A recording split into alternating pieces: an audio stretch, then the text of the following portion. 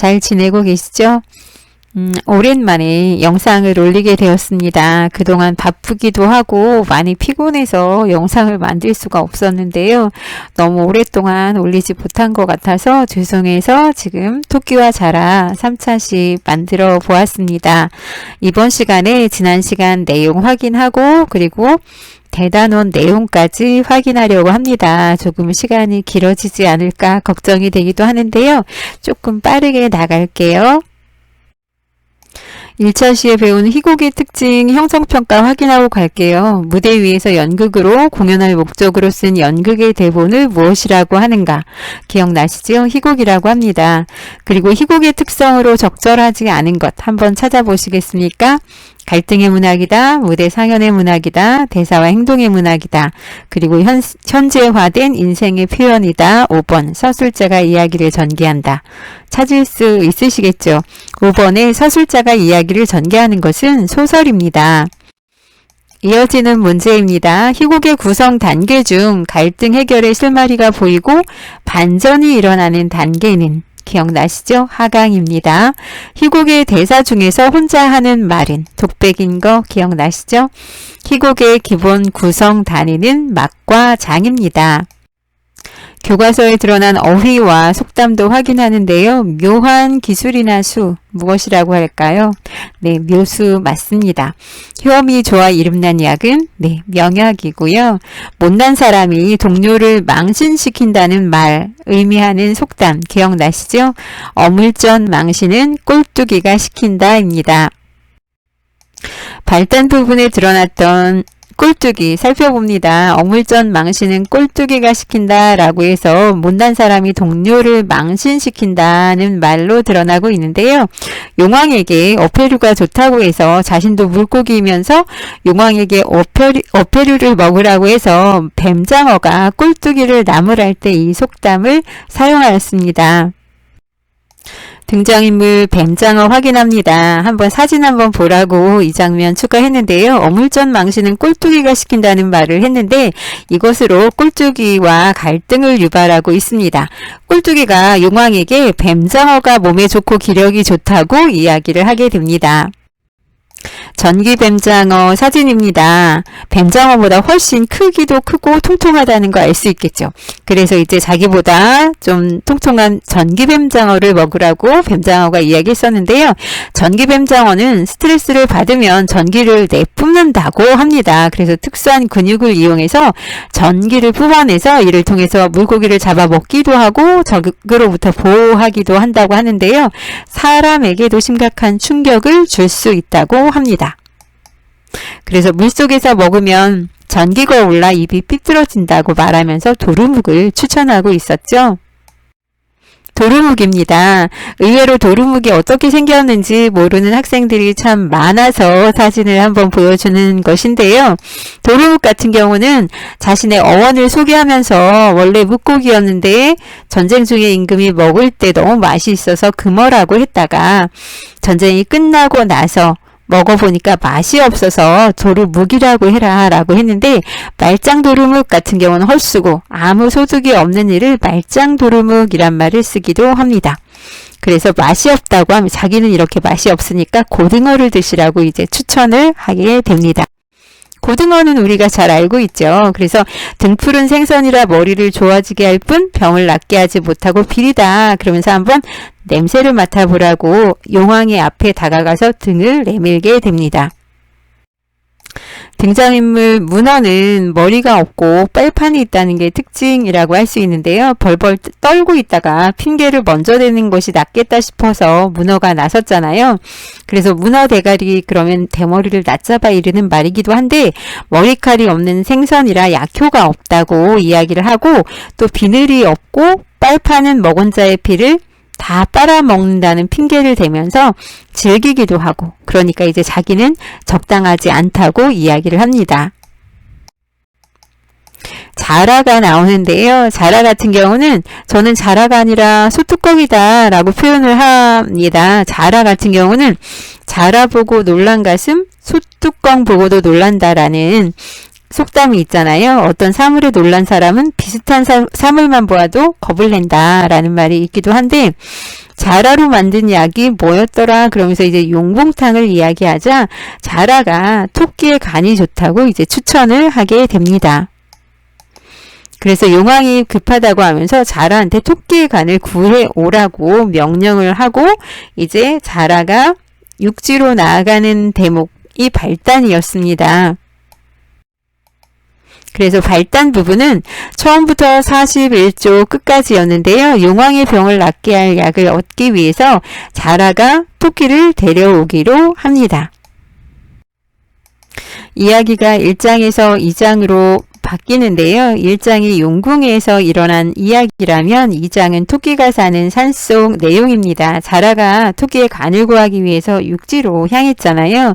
공간적 배경이 변화되고 있다는 걸 알 수 있는데 1장은 발단이고 이제 2장이 전개의 내용입니다.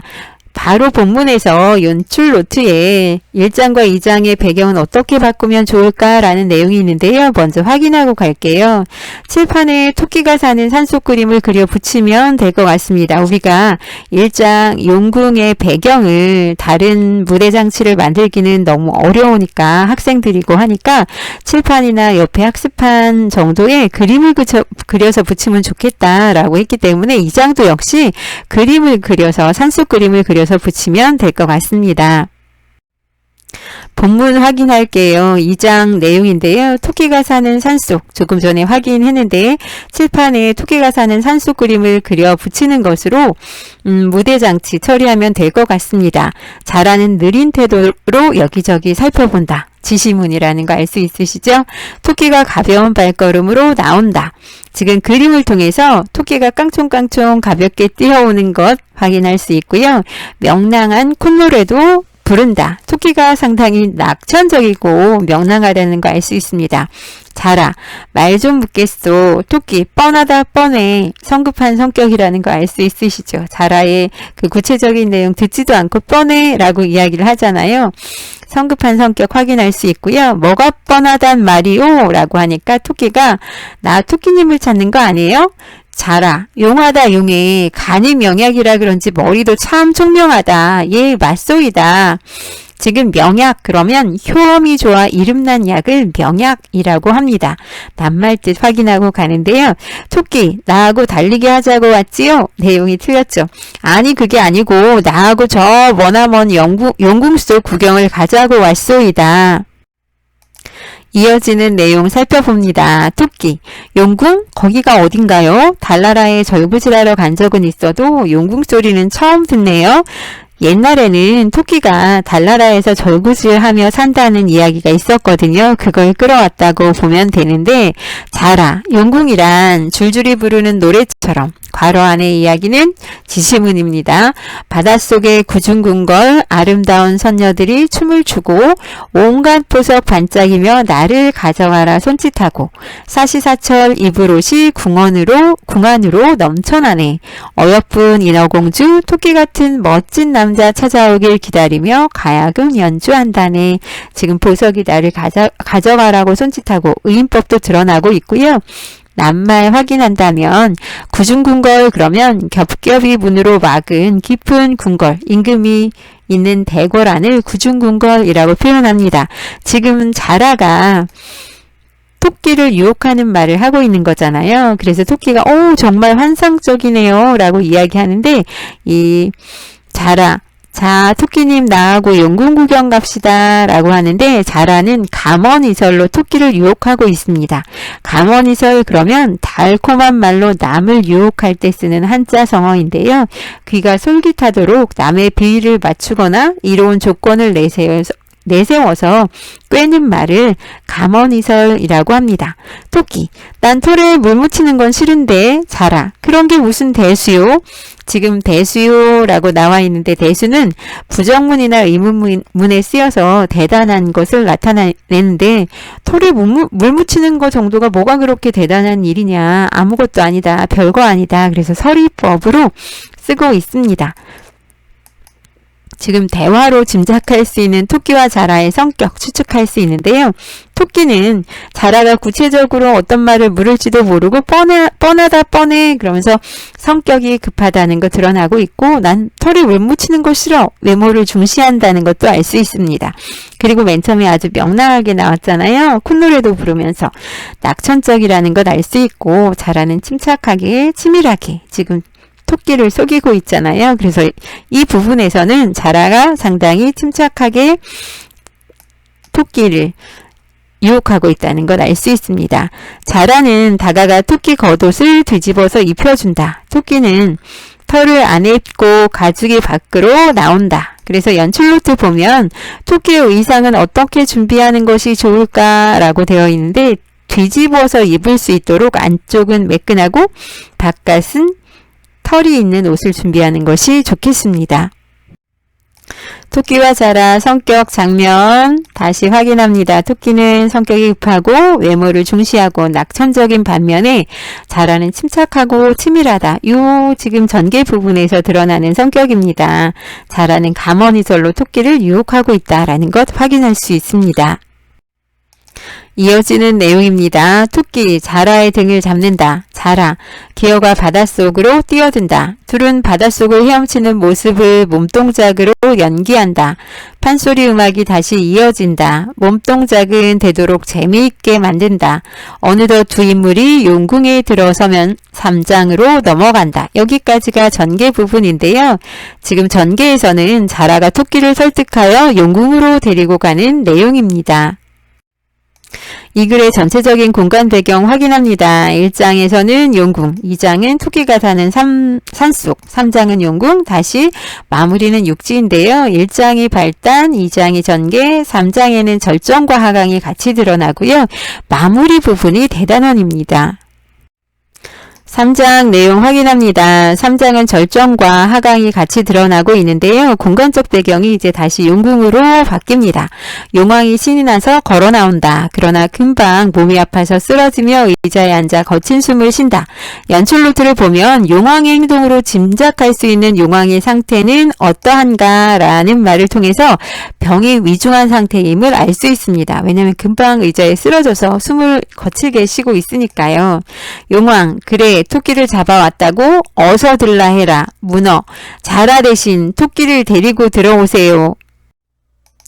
토끼 용궁으로 들어온다. 토끼 온갖 대신들이 모두 물고기들이라 깜짝 놀란다. 토끼 뒤따라오는 자라한테 화를 낸다. 아니 용궁으로 데리고 온다더니 수산물 파는 횟집에 온 거 아니야?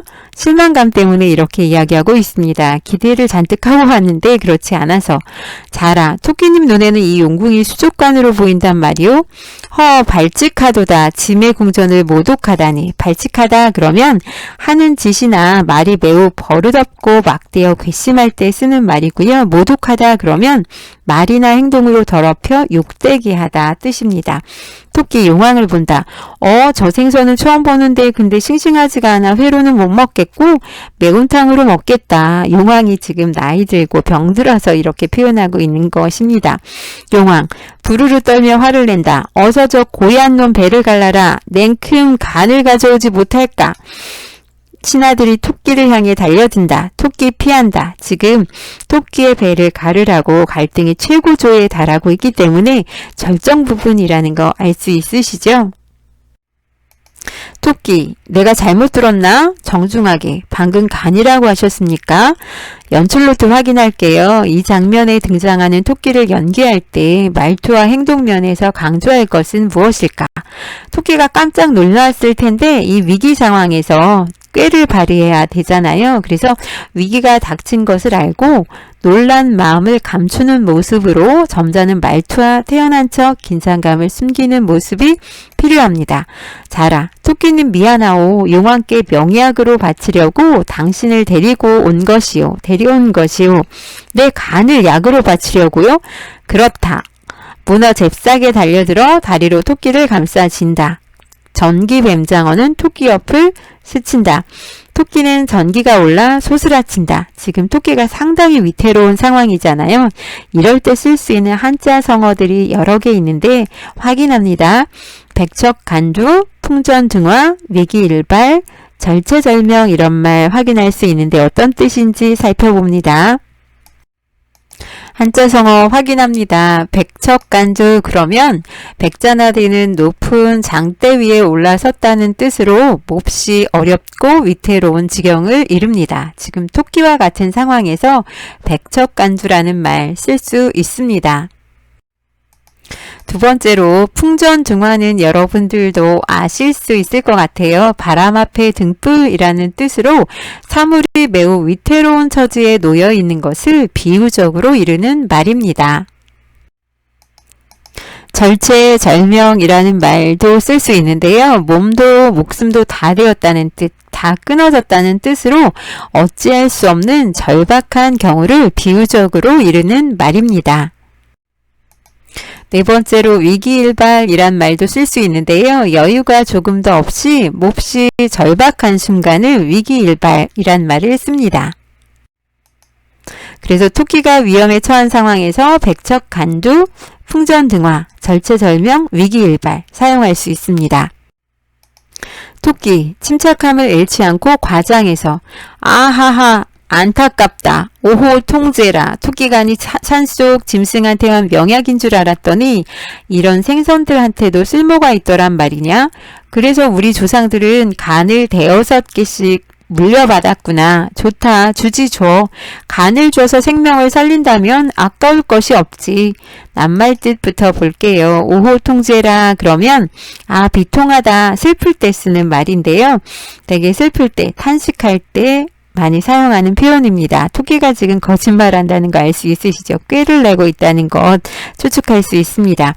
고등어, 과연 듣던 대로 판단력이 빠른 총명한 토끼로고 토끼 고등어한테 너 배를 쫙 갈라서 소금 쫙쫙 뿌려서 고등어 자반 만들기 전에 입 다물어 까불고 있어.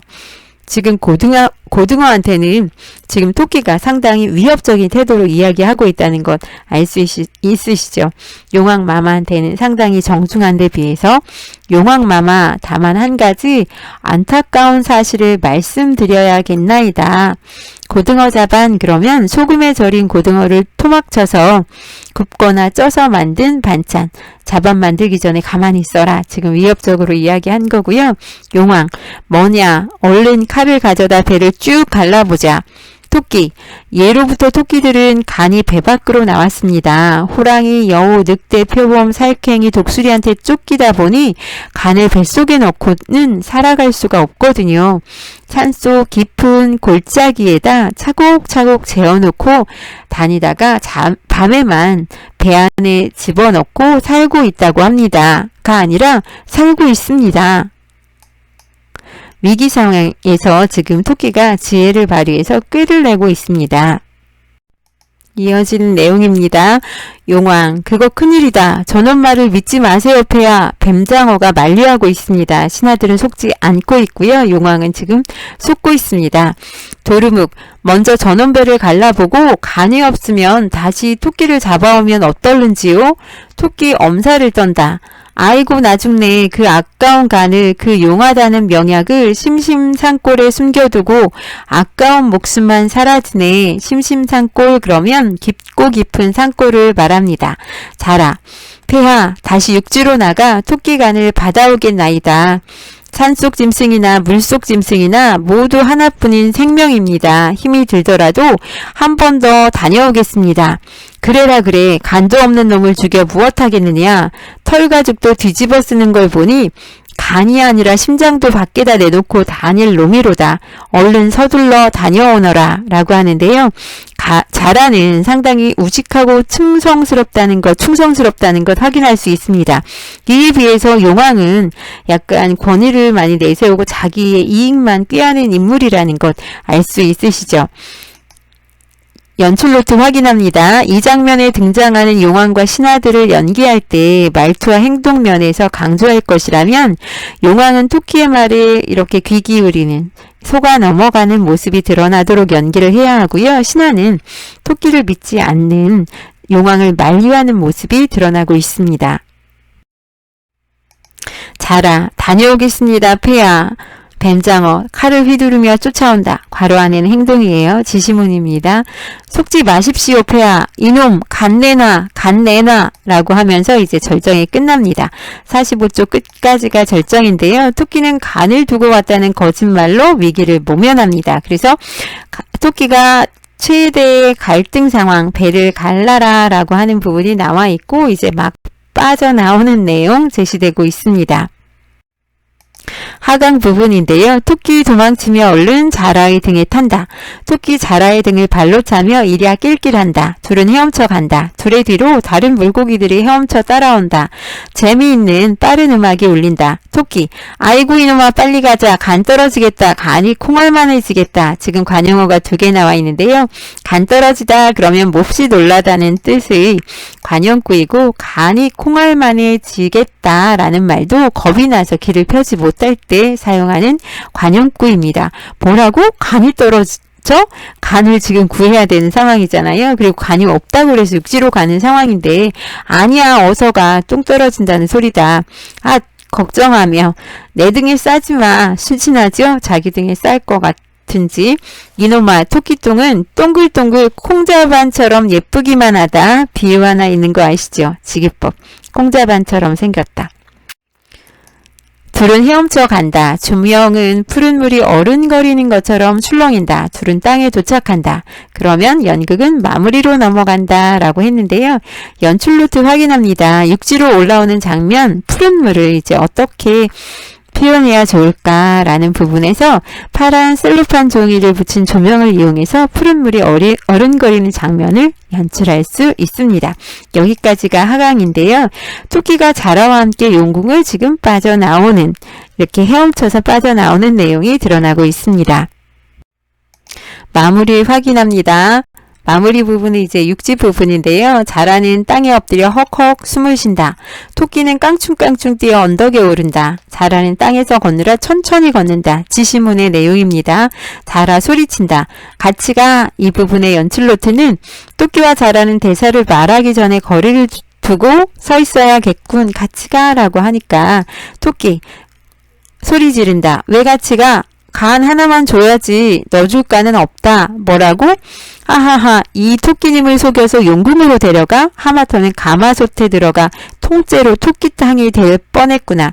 이번엔 내 차례야. 내가 속은 거야. 세상에 간을 꺼내놓고 사는 짐승이 어디 있니? 어디 있나?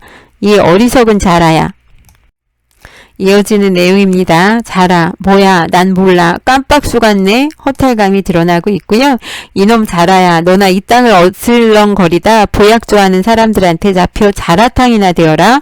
아이고 망했다. 어떻게 용궁으로 돌아가나. 난 몰라 모른다고. 자라는 바닥에 앉아 땅을 치며 걱정을 한다. 토끼는 약을 올리며 깡충깡충 뛰어간다.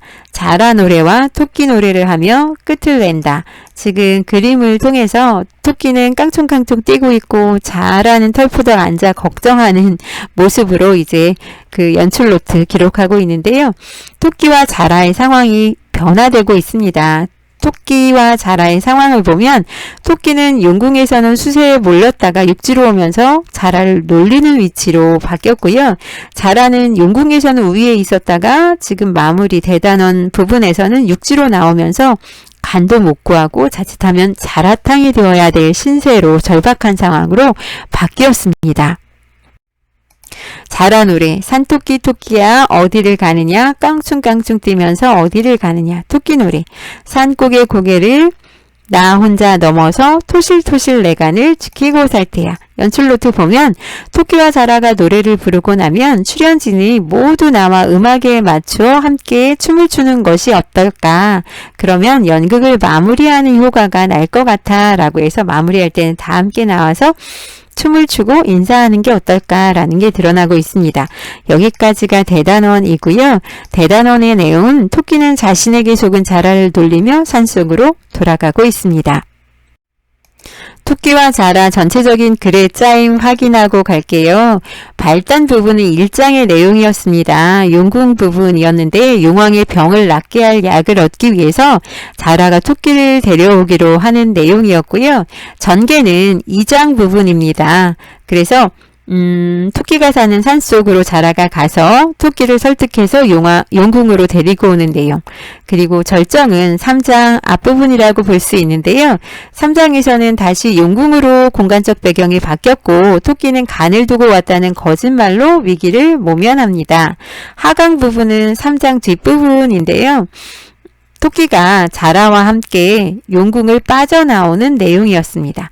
그리고 대단원은 마무리 부분이었는데요. 지금 다시 토끼가 사는 산속으로 공간적 배경은 바뀌었고 토끼는 자신에게 속은 자라를 놀리면서 산속으로 돌아가는 내용이었습니다. 토끼와 자라 내용 정리 확인하고 이 시간 마무리할게요. 갈래는 희곡인데 고전소설 토끼전을 각색한 각색 희곡이다 라고 하였고요. 성격은 교훈적이고 비유적이다 라고 하였는데요.